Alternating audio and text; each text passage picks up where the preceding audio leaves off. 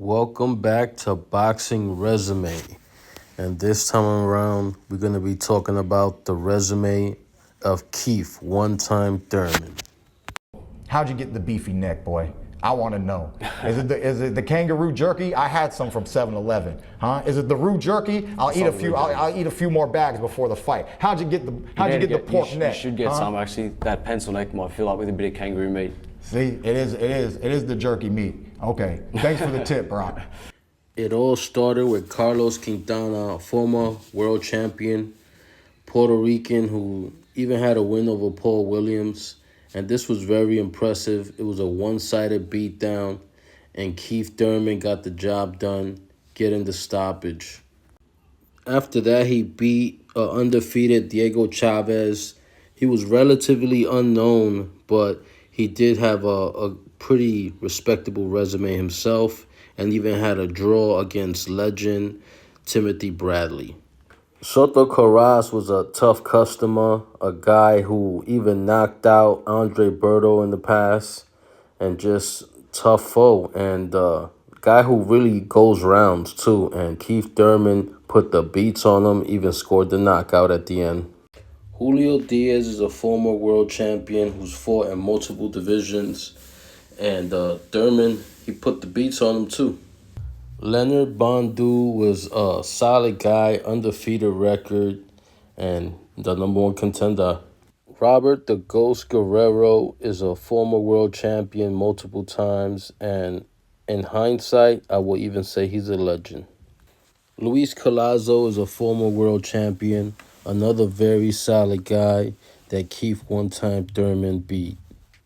Keith Thurman had a close fight against Sean Porter, another multiple-time world champion, and in hindsight, I would say this guy's definitely going to the Hall of Fame.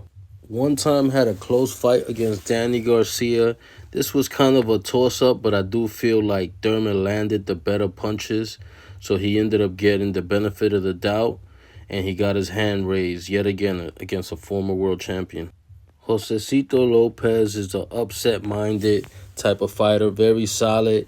He had wins over like Victor Ortiz, and I feel like he also deserved to get the victory over Jesse Vargas. Just a solid guy who gave Keith Thurman a tough fight. Keith Thurman suffered his first and only loss against the great Manny Pacquiao. No shame in that one. After injuries and surgeries, he comes back and fights Mario Barrios. Now, this aged well because at the time he was looked at as a smaller guy and an easy opponent for Thurman. But this guy became the WBC welterweight world champion after being Ugas, and he even defended the title. Keith missed about 3 years of boxing because of injuries, and his last fight, he came back against a young, pretty good and hard-punching fighter in Brock Jarvis. And as you can see, Keith Thurman looked great. He did take some big shots, and he showed that he still has a chin. So, yeah, the boxing world is excited to see Keith one-time Thurman just fight and put dudes out like this guy. So if I'm rating his overall grade in boxing, he did fight a lot of world champions, and I respect it because he didn't fight a bunch of old guys. Like Manny Pacquiao was the old guy, and he was very confident. He ended up losing to the one guy that, he was expected to beat. But overall, he's definitely stepped up in there against some of the best fighters of his times, and he's still active.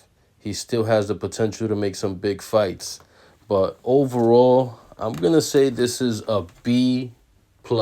I'm giving him a B+, with room for improvement, because the landscape at 154 pounds is looking very good. There's potential fights with even Bud Crawford. I think they're going to set up a Tim Zeus fight. I'm excited for that. Can't wait to see, what the future holds for this guy. Tell me what you think. What rating do you guys give this guy?